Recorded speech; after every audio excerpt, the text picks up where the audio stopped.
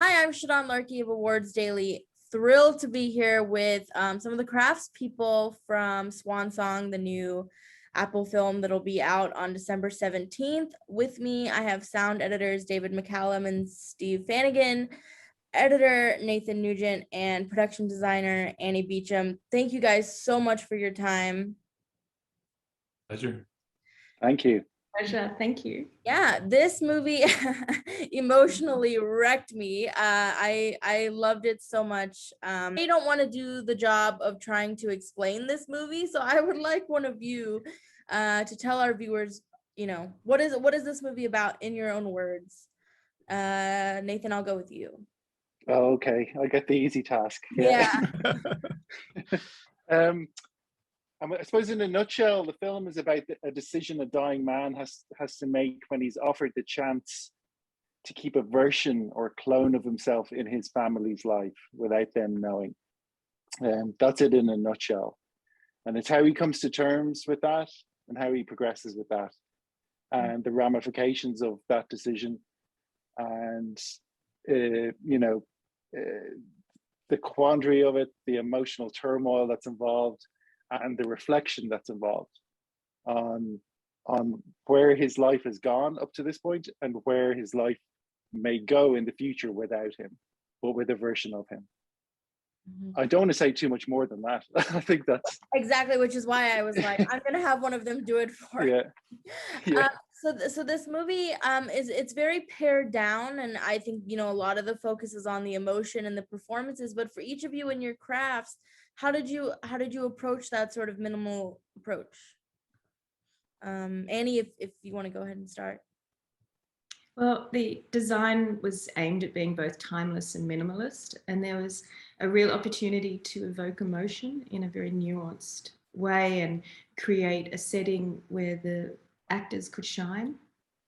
So really, in my job, tried to sharpen the visual threads by always linking back to our themes, which were identity, how many selves one has, mortality, also playing with how technology seduces us and disconnects us, and also for me the balance of nature and the man-made. So we took a design philosophy and approach that was less is more, and I always stripped everything back to its most rawest form, so that you then maybe heightened, hopefully for the audience, the fragility of life. Mm-hmm. And in terms of the sound, what was your approach? I think probably quite similar. Ben had a very clear idea with the sound design that he wanted it to have a point of view and for it to be subjective. And I guess our lead into that and our clues for that were always about Cameron and where he's at in the story.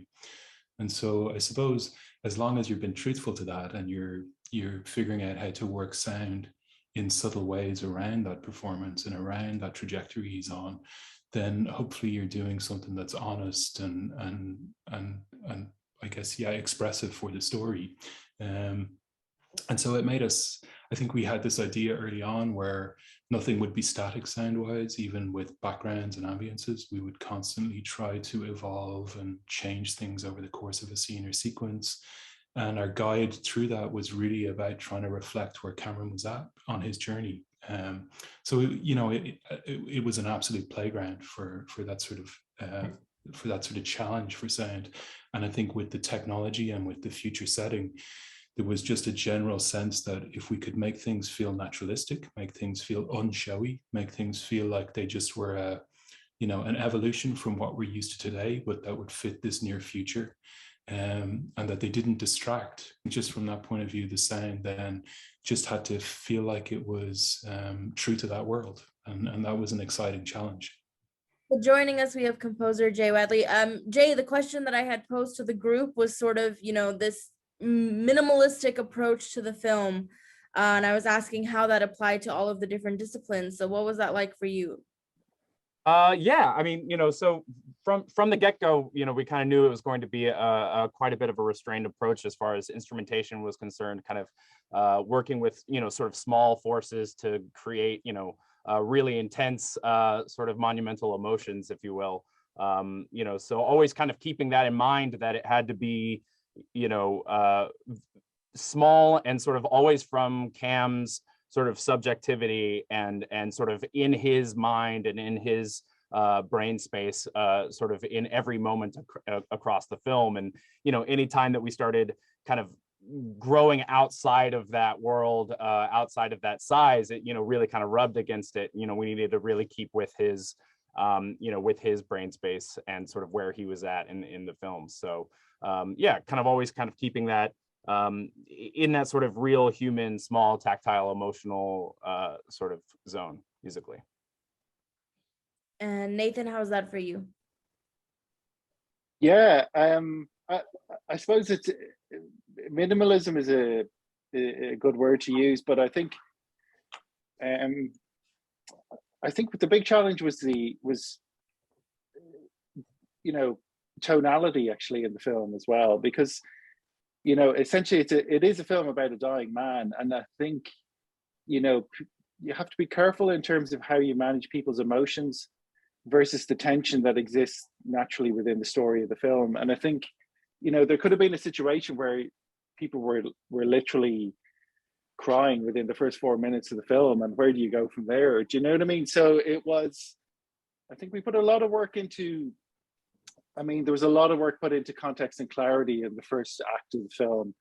And then from that point onwards, it was about just being on his side and being in his decisions. And then feeling the full effect of those decisions in the last act. So we tried to hold some things back where we could, whereas, but also at the same time, always feeling connected to your, well, I say protagonist or protagonists, Yeah. you know, so, and then that was an interesting challenge in itself as well. Is like when the shifting perspective in the film, and when we're in one person's shoes or the others, and you know, without confusing people, you know. So I think that was always in play, and just took a lot of trial and error. And naturally, in any feature film, like your first cut is anywhere north of 3.5 hours. So, you know, it was a case of just compressing in a way that felt cohesive and coherent. And as I said, just, you know, checking in on the emotional journey of the film so that you're not releasing too much too early as well. Mm-hmm. David, is there anything you'd like to add in terms of the sound? Yeah, I mean, my job was primarily focused on the dialogue. Steve worked on the sound design, and I worked with the production sound and the dialogue. And the dialogue editing always begins with the choices that Nathan and Ben would have made together. And so the first thing that I did was just observe their choices and then start reviewing the rest of the material, both to understand what they didn't choose, but also looking for nuanced details that could improve the sound technically while sticking to the kind of themes and the tone, the things that Nathan and Steve have mentioned that kind of fit. And that extended into our recording sessions, identifying what we needed to record with the actors afterwards. Ben, you know, he gave a dual challenge of wanting perfect dialogue while also wanting his performances exactly as they were. And it was really interesting to kind of slide between those two things and try to find our way between what exactly is perfect. And one of the choices that we made was to really separate Cameron and Jack as characters when we went to record. So even though we had one actor, they were treated as two completely different sessions, different scheduled times. And when we went to record with Mahershala again, we did not ever record those two characters at the same time. And it was just a matter of finding what Ben and Nathan were crafting and trying to continually support that and adjust to it as we went along. Mm-hmm. And Annie, in terms of the production design, it's so fascinating because you have two completely separate worlds. You have the home that Naomi and Mahershala share that's very warm and very much feels like a home. And then you have this sort of compound hospital-like space that feels very cold. But then you have these sort of color palettes that are similar between the two and sort of mirror one another. So I wanted to give you an opportunity to talk about that. Well, thank you. And one of the things that I found very interesting about what Nathan said as well about the story and character is that, you know, I feel like Swan Song is a nuanced love letter from a husband to his wife, and the science fiction setting is really just the envelope. So I felt the lab was like the potential to become like a cocoon, or almost like when you're going down the hall, it's like a womb, and it's a place for rebirth. So it's a skin-like new scenic finish that we developed of rammed earth that was put on by the scenic artist, like 8 inches by 8 inches. And I think the camera really loved that color, and it was perfect. It was picked to highlight Mahershala's skin tone. And not only that, it was an emotional journey in that building, from going from, Cameron travels into the lab downwards, and Jack rises up like a phoenix traveling up. So the set builds with a accommodation area at the top, and the lab filled the whole studio, and the entry level was a location. But the unusual thing about the design process on this movie is that I started with a concept art and built the world, rather than often with the director and the DP, you find a location and then you create the visual language. This way we really started at grassroots, which was very rewarding. So for me, the Turner House did, as you said, very cleverly, was synced in color and mirrored, hopefully, the lab. And here it was more for me to create the feeling of a metaphor of love. And acutely, like when you're traveling and you're leaving your house, you start noticing all the beautiful things in it. For me, the Turner House was just very much Cameron's point of view, and I hope that the audience sharpened into that, like, point of view. And then with the tech and the near future, hopefully with the LED screen, which was an addition to that Ben and I created, wasn't originally in the script, was then maybe harking back to Howl, or also was very influenced by the artists James Turrell and Oliver. And with the lab, I was very influenced by Oscar Niemeyer, the architect, Peter Zumpfer, or the Nordic Pavilion from Venice with Sverre Fenn. So it was a genius collaboration with everyone. We are all just hopefully enticing the audience into questioning their own selves and what's important in their lives.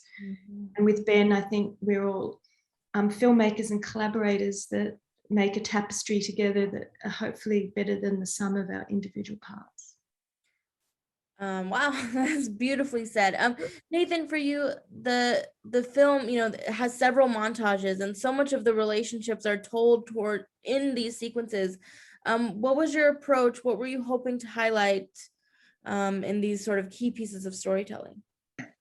I mean, the positioning of those memories changed a lot through the edit. And quite often when you've got large amounts of improvised material like these memory sections, you tend to switch your focus. It feels like sometimes you're editing a documentary as opposed to a feature drama. So I'm originally from that world of documentary editing, so I feel quite comfortable with it, and I feel quite comfortable with restructuring and changing the positions of these things. And myself and Ben just went through several iterations of and it was something Ben was very keen to do, was really drill into this material. I mean, he made a lot of very little time on the shoot in terms of getting these moments. So they feel far broader than actually he had the time to shoot. So it had to do several things: give a realistic backstory, but also just remind you of the things that our protagonist could possibly lose, and everything that's dear to him, and obviously the growth of the relationships within the film between him and his son, and him and his wife, and the people they've lost along the way. So, what we started to discover was just different ways to kind of give you insight into Cameron's character in a way that maybe the scripted scenes didn't, because they were always forward looking. So it was a lot of trial and error, experimentation. Sometimes those scenes would exist as kind of more standard dramatic scenes, and then they would become, as you say, montages. And we right to the very wire. I mean, interestingly, one of the last montages we did was inspired by a piece that Jay did. He did this beautiful piano piece, and this is very late in the day. And the first time I heard it, I just started to put it up against some images, and that's where the first, I think it's the second memory montage about Cameron and Corey hanging out together while Poppy is sick. And it was purely out of that piece of music that Jay did. It was just that connection kind of across the Atlantic.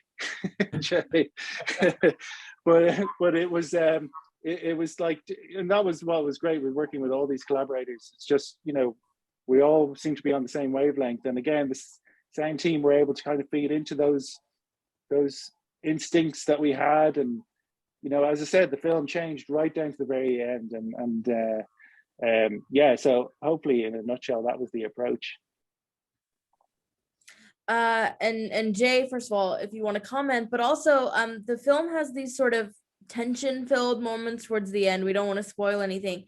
So what was your approach to those moments and having them also tie into the quieter moments and the more emotional moments? How did you balance all of those thematic elements? Yeah, well, to Nathan's earlier point, yeah, it was such a cool thing to see kind of their workflow and the way that they do things. You know, I would send over ideas and they'd be moving and trying them in a bunch of different areas. And then as Nathan said, he cut this one scene to the piano piece that I had written. And it was such a cool, interesting, like collaborative process that like yielded a lot of really cool things that I would have, you know, wouldn't have necessarily come to on my own. So that was a super exciting process. So and then yeah, with kind of dealing with some of the more tension filled things at the end, you know, it was always a delicate balance. Obviously, you know, this film doesn't, you know, go full on into any type of thriller stuff, and it doesn't take your typical expected approach and turn where you might, you know, have some sort of conflict with a clone. You know what I mean? Like all of those things that could have been, you know, we always had to keep a little bit of an eye or an ear on sort of the things that we were, you know, leading towards with the music itself. You know, we couldn't go too far into that because we wouldn't be able to make our way back to such an emotional connection there at the end. So, you know, I think you know, setting that up, obviously there's plenty of uncertainty at the beginning and moments that we can kind of create these tensions and lead our audience just a little bit into feeling uncomfortable, and then we get our sort of biggest payoff of that tension sort of, you know, in that area where he's you know, has those suspicions that ultimately culminate in his nightmare, and then, you know, giving him motivation to go home. But sort of they're all sort of, you know, in service of creating you know, a tension that can then be released when he finally comes to feel comfortable with Jack, as comfortable as he ever will, I guess, right? As comfortable as he ever will, and that there can be these moments of cathartic sort of acceptance and sort of that love can speak through at the end. So, you know, it was we have to like dip our toe in it without, you know, fully committing to that sort of thriller world. So it was always a fun balance to just try to, you know, to have some of the sounds feel part of our aesthetic from the get-go, but never really, you know, go full-blown thriller or anything. So and Steve, I saw you nodding quite enthusiastically when Nathan was mentioning the balance of tone. Was that a challenge for you in terms of the sound, and again, not wanting to make it too futuristic and all of that? Yeah, I think, I mean, what you want to do is you want the audience to engage with the film as a relatable human story. So the idea of the tech is purely just about saying that this is set somewhere in the future, but not suggesting that it's that different a reality to ours. It's just an evolution of ours. And I think sound-wise, having an invisible hand in that and keeping things as simple and as relatable, I think, as possible was an interesting challenge. Like with the tech sounds, we made the decision early on to use acoustic sounds as our sort of source material.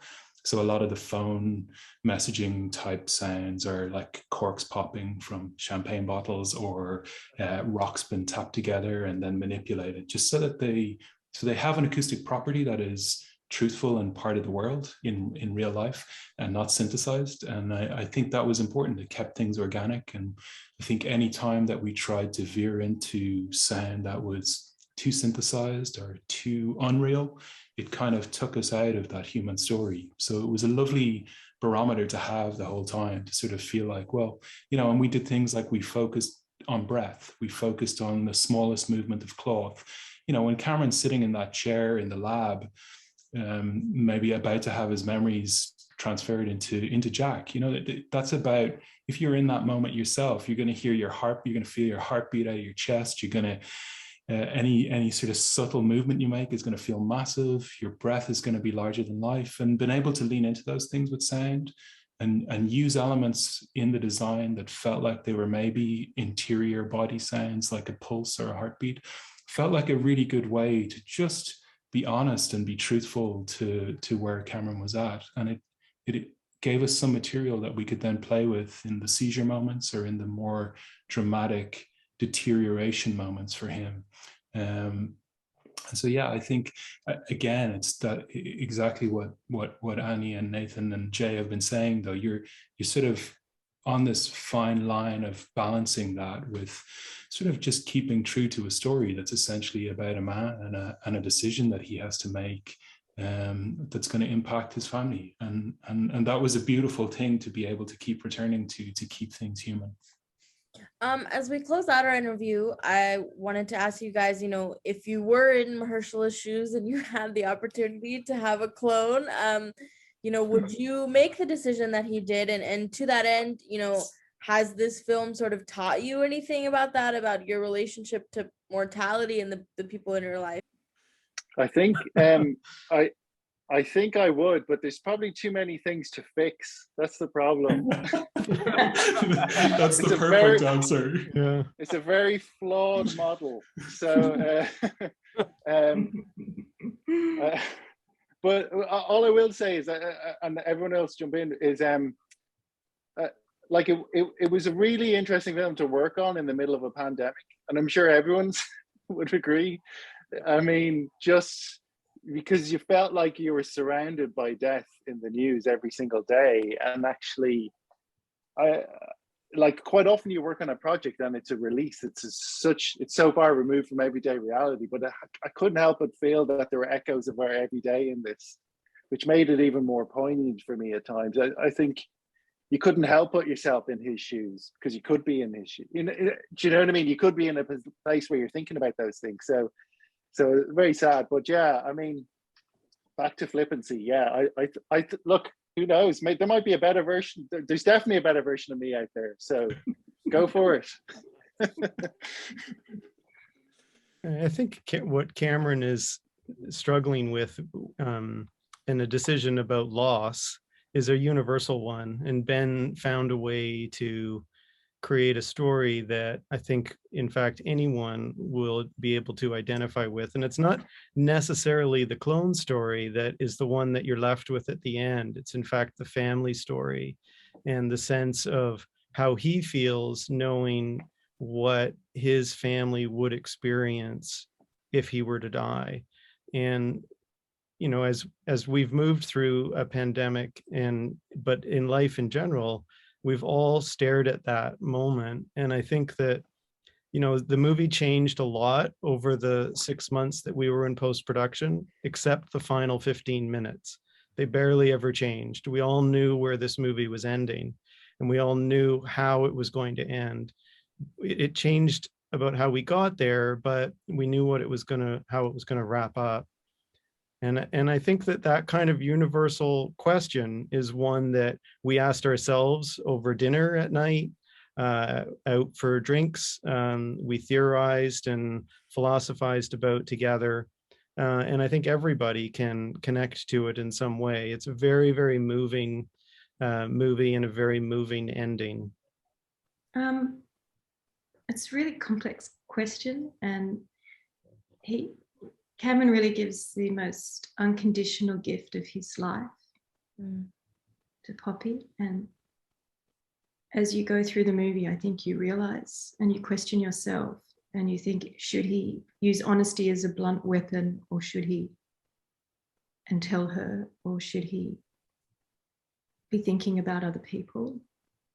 And I think it's obviously a very personal decision, and I really would have to be in that situation. But to give the most unconditional gift of yourself in such a loving way, I think is a very beautiful, beautiful gesture in the movie. And Ben, as a first-time feature maker, has really made a very successful film. Well, thank you all. This movie is absolutely beautiful. I don't think you can have a conversation about the best films of the year without Swan Song, and I thank you all so much for taking the time to talk to me about it. So Thank you. Pleasure. Thank you, Thank you. Shadan. Thank you. Thank you.